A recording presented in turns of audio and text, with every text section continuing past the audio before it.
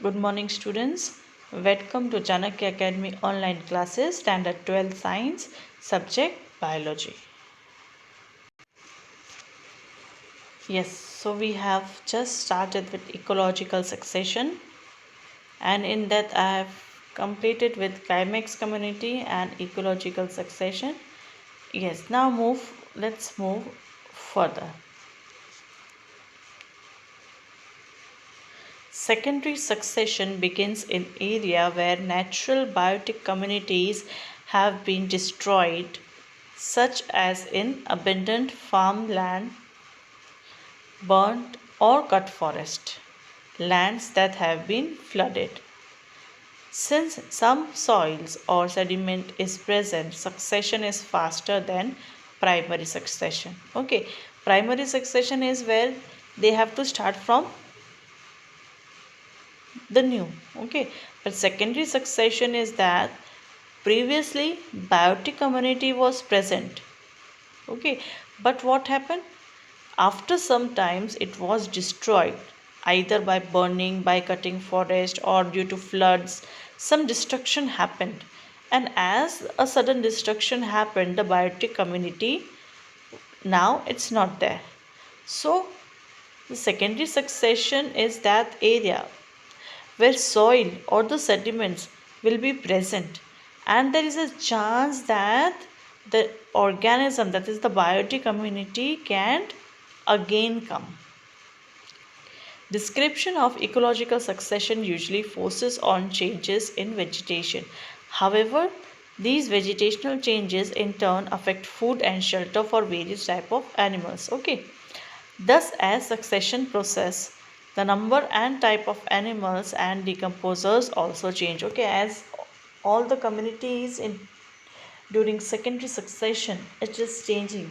So ultimately each and every animal, their number, their types changes, and the decomposers also change. At any time during primary or secondary succession, natural or human induced disturbance like fire or deforestation can convert a particular serial stage of succession to an early stage. Also, such disturbance create new conditions that encourage some species and discourage or eliminate other species. Okay, so this is succession, the general discussion about succession. Now, this succession in plants, it is of various types. Let's see what they are talking about. Based on the nature of habitat, whether it is water or it is on dry areas, succession of plant is hydrarch or exarch.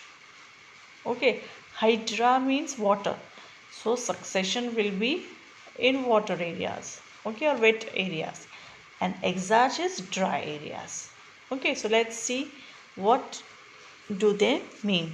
So hydra succession takes place in wetter areas, and the successional seasonal processes from hydrarch to mesozoic condition. Okay, that is from the water it has come to the mesozoic condition. Okay, and the second one is exarch, that takes place in dry areas, and the series process from exarch to mesozoic condition. Okay, hence both the hydrarch or exarch succession lead to medium water condition, that is mesozoic, neither too dry nor too wet. So what is happening here? Where the water was previously present, that is hydrarch, it converted into moderate water conditions. Okay, and exarch, where dry areas were there, they were converted into an area where medium water conditions were there. Okay, so they both change due to succession. The species that invade a bare land are called as spinous species in primary succession on rocks. These are usually lichens which are able to secrete acid to dissolve rocks. Okay, so what are basically the succession which is going on rocks? We need to break them so that it break into different small particles and give rise to soil formation. Okay, because On rock, we do not have any soil particles. So we need to break them. And how it is being broken? It is broken by the acid secretion which is given by lichens. Okay, so lichens play a very important role in succession, basically where the rocks are present. Yes, these later pave way to some very small plants like bryophytes, which are able to take hold in a small amount of soil. They are with time success by bigger plants, and after several more stages ultimately a stable climax forest community is formed. The climax community remains stable as long as environment remains unchanged. With time, the xerophytic habitat gets converted into mesophytic ones. Okay, so this is what we can say, it is related to your evolution. Okay, so previously in your primary succession, no organisms were present. Okay, specifically if we talk about plants. So what happened? The rocks were broken down, and it was broken down by lichens. From lichens, it was converted into soil particles. Okay, or we can say lichens make soil particle by breaking down of rocks. Okay, later what happened? Small plants like biophytes, they came.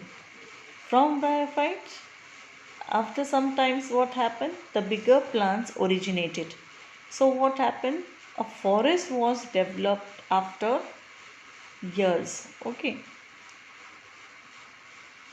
and this was there till the climate remains unchanged. So we can say that the xerophytic habitat were converted into mesophytic ones.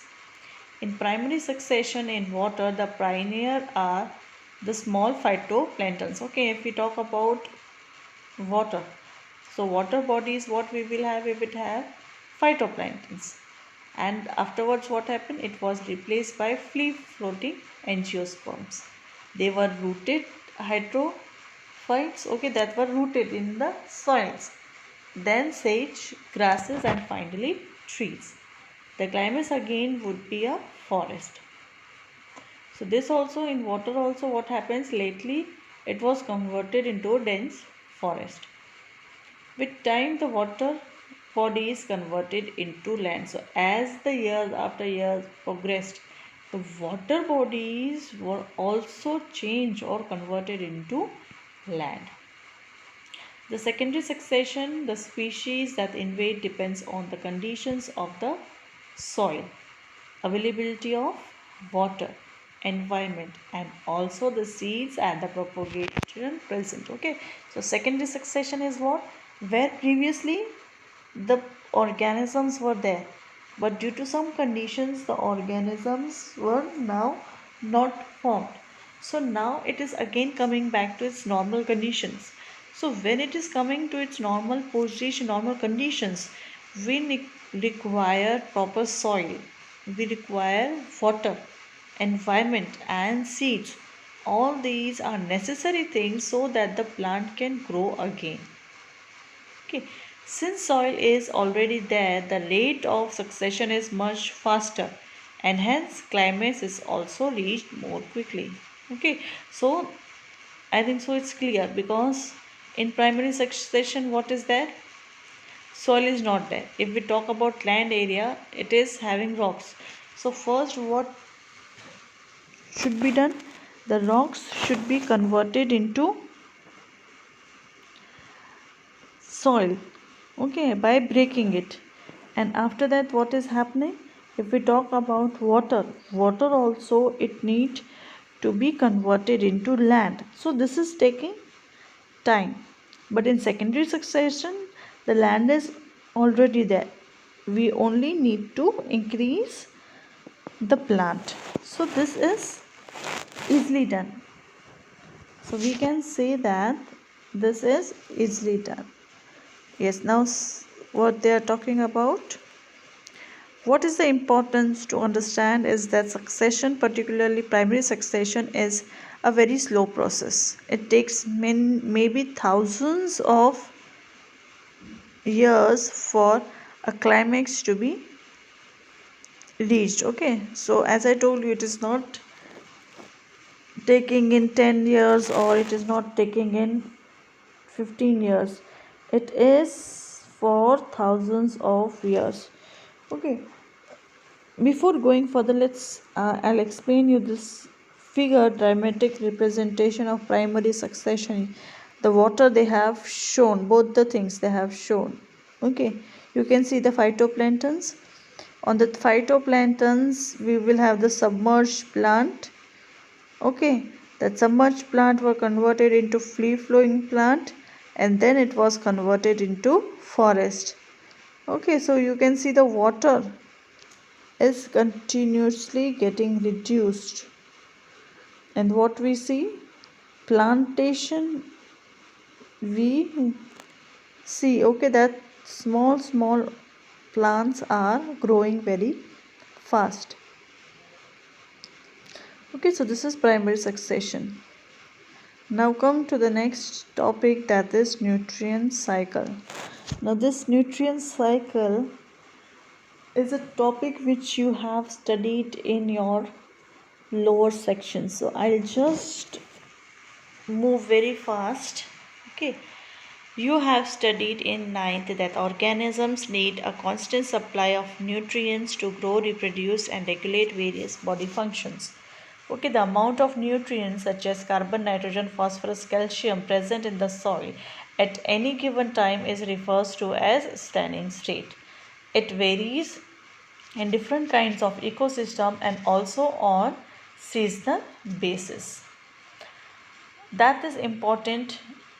What is important is to appreciate that nutrients which are never lost from ecosystem, they are recycled time and again indefinitely. The movement of nutrient elements through the various components of an ecosystem is called nutrient cycle. Another name of nutrient cycle is biogeochemical cycle. Okay, just go through this. Bio means living organism, geo is rock, air and water, and chemical because some chemical reactions are going on. So it is also called as biogeochemical cycle, and its cycle consists of two main types, that is gaseous and sedimentary. Okay, so some are in gaseous form, so they will come under gaseous, and some are sedimentary. Okay, the reservoir of gaseous type of nutrients, okay, it is nitrogen and carbon cycle. Okay, and sediments we have sulfur and phosphorus. So we have basically four type of cycles, nitrogen cycle and carbon cycle, which is basically a nutrient cycle, the gaseous cycle. Okay, and sulfur and phosphorus are basically sedimentary cycle.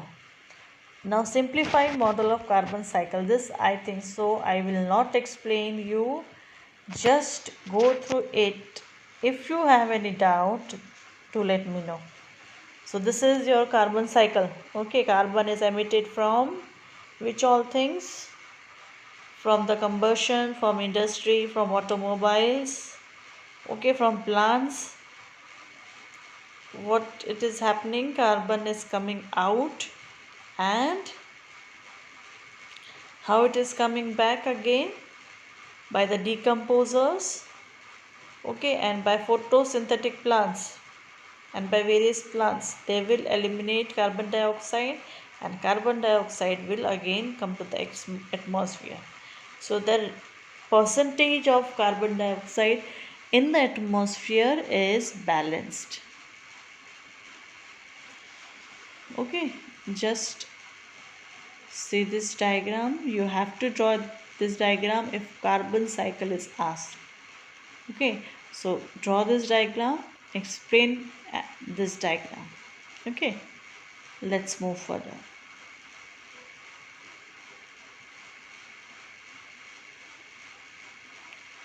Carbon cycle.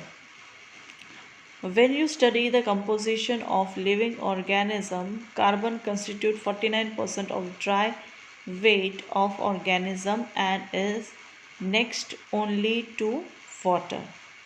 Okay, if we look at the total quantity of global carbon, we find that 70% of carbon is found dissolved in ocean. Okay, so maximum of the carbon is in ocean, which is in dissolved form. This oceanic reservoir regulates the amount of carbon dioxide in the atmosphere. So you can clearly see they have shown this in the diagram.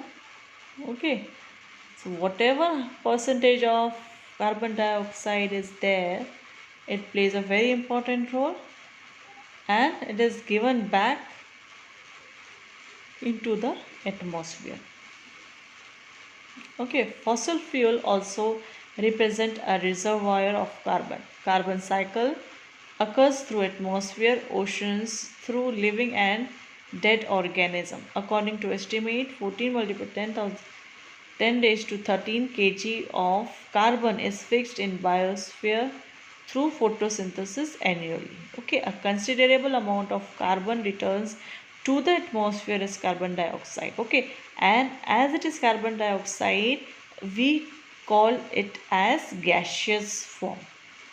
Okay, because carbon dioxide is gas, so carbon cycle comes under gaseous through respiratory activities of the producers and consumers. Decomposers also contribute substantially to carbon dioxide pull by their process of waste material and dead organic matter of land or oceans. Some amount of the fixed carbon is lost to sediments and removed from circulation. Okay, so the content which is given here explain about your carbon cycle. Okay, so some amount of fixed carbon is lost to sediments and removed from circulation. Burning of wood, fossil fire, and combustion of organic matter, fossil fuel, volcanic activities are additional source for releasing carbon dioxide in the atmosphere. Just learn this. It may be asked in your MCQ what are the main sources of carbon dioxide. So burning of wood, okay, that will release carbon dioxide. Forest fire will release combustion of organic matter, fossil fuel, volcanic activities. Okay, all these will contribute towards your carbon dioxide percentage. Okay, human activities have significantly influenced the carbon cycle. Rapid deforestation and massive burning of fossil fuel for energy and transport have significantly increased the rate of release of carbon dioxide into the atmosphere. Okay, so this we have explained. Okay, chapter number 16, where we did the greenhouse effect, that continuously carbon dioxide percentage is increasing in the atmosphere, and it is due to human activities only. Okay, whatever human activities which we are doing, that is leading to the greenhouse effect. Okay, whatever, like if we are using the automobiles, if we are burning the fossil fuels, all these are leading to your accumulation of carbon dioxide. So just underline this content also. Rapid deforestation. Okay, continuously we are cutting down trees, and what these trees are doing, these trees are capturing carbon dioxide. Okay, and it is converting it into oxygen. So as maximum of plants are cut, this percentage is increasing. Okay, then massive burning of fossil fuel for energy, transport. Okay, heavy vehicles which are running on the roads, that is increasing. Okay, and all this is leading to increase. Okay, so with this let's finish with today's lecture. I have explained you two important topics today. Okay, one is I have just started with the cycle. Okay, that is the nutrient cycle. In that, we finished the first one, that is the carbon cycle, and the second I have finished with the succession. I have explained you about the primary succession and secondary succession, and I have explained the difference between the two. So, with this, I end today's lecture. Have a nice day. Thank you.